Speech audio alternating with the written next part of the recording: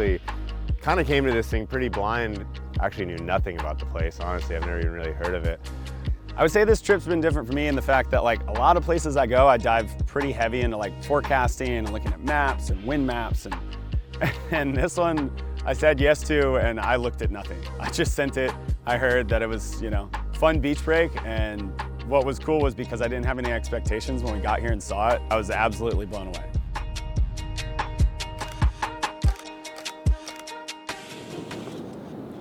Waves are still firing, but we're moving slow because it's not quite as firing as yesterday. There's some really high quality waves. Yes, yesterday there's some like there's still 10 You can point. potentially get a better wave than you got. Yeah, there's still 10-point rides. Yeah. But the sheer amount of perfect waves yesterday was mind-boggling. We're gonna have a good time.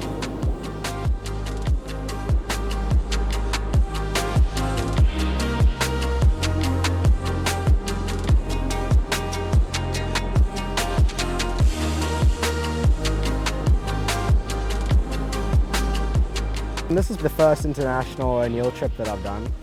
They've all been on O'Neill for a number of years, so I hadn't met any of them prior to this trip. So that was cool just to go and get the chance to meet everyone, and it was pretty funny seeing the dynamic between the three of them. Obviously them knowing each other quite well, and they're all just kind of battling for where to surf and stuff, which was quite hilarious.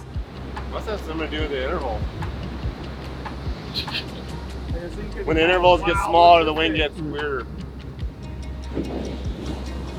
You're blowing out of that. You're getting blown out of it.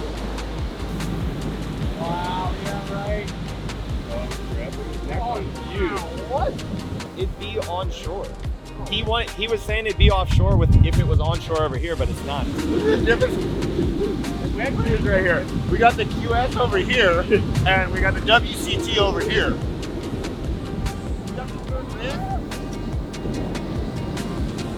I found out where we were going, which took a minute because no one would tell me at first. I had no expectations. I didn't know anything about the country, and was showing up to be totally surprised, and we had a blast, and a ton of laughs, and a ton of tubes.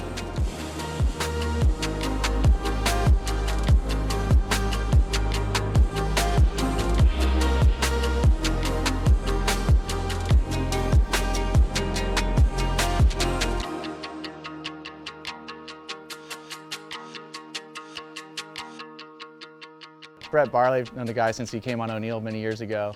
I think me and him kind of have similar approaches to the waves. A great tube rider, obviously growing up in Outer Banks, he's rode nothing but beach breaks similar to this. Brett's used to this kind of stuff, is kind of his cup of tea, just hunting down A-frames up and down the beach. And Brett's always fun to watch because he's gonna ride the barrel right and come out and hopefully do a big air.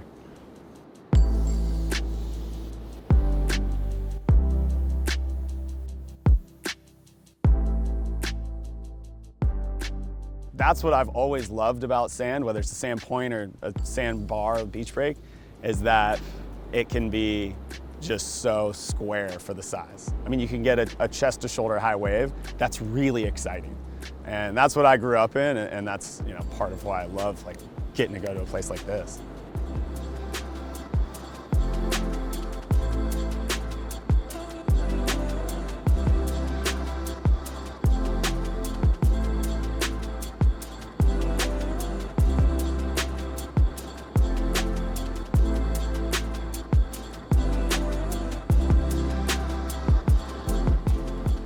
The time it takes and the roll of the dice that it is a lot of times.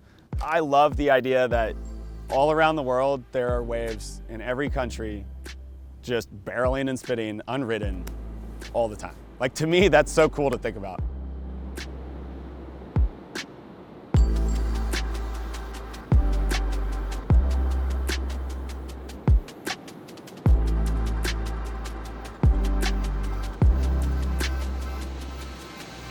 I don't know where I am in the world right now. It's like day 3 of travel.